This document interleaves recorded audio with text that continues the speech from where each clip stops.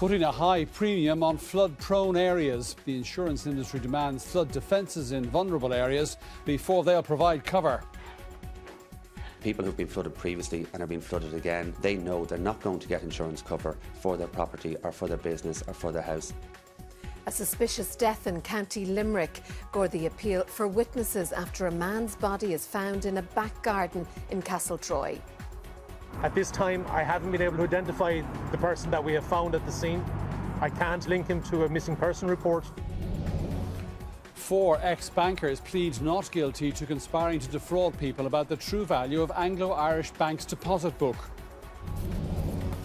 And US authorities release emergency call made by Irishman Jason Corbett's father-in-law. He's bleeding all over and I may have killed him.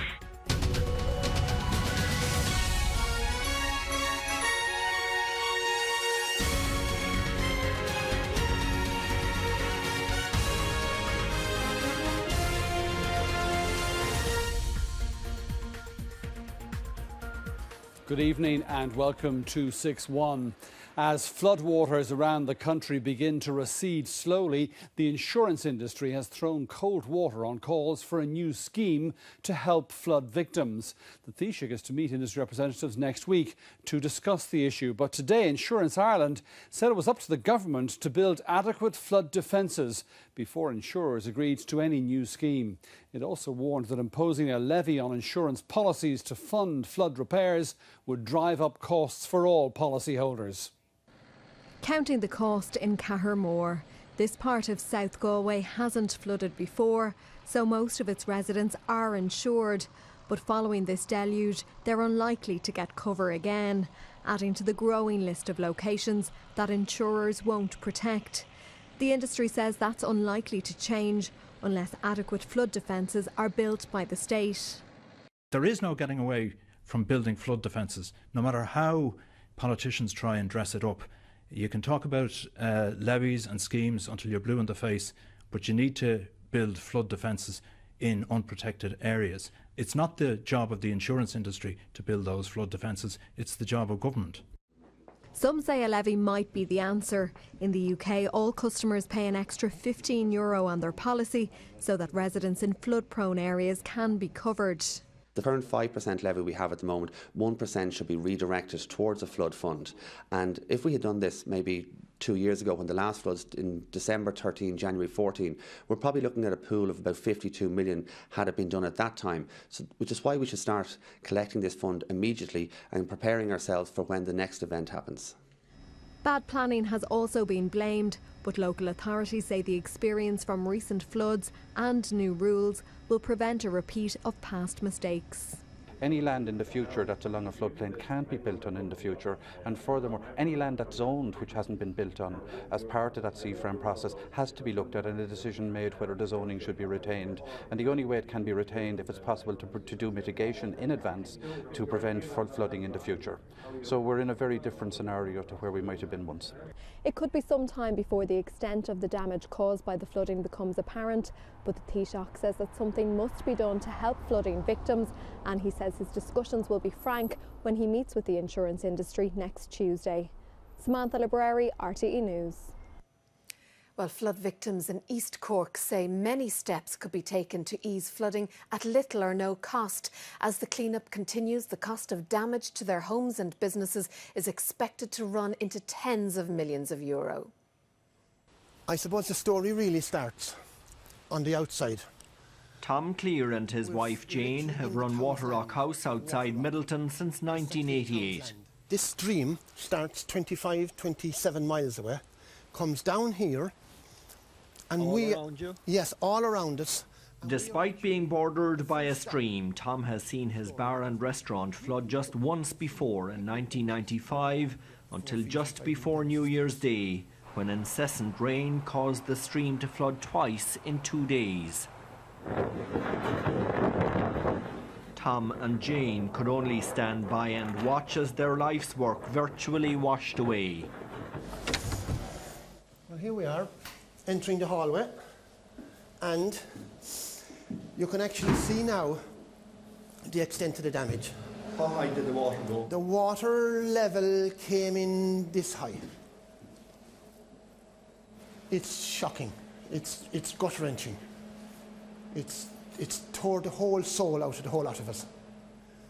Tom Clear claims the solution to his community's flooding lies 2 kilometres away, where the stream which borders his home enters the sea.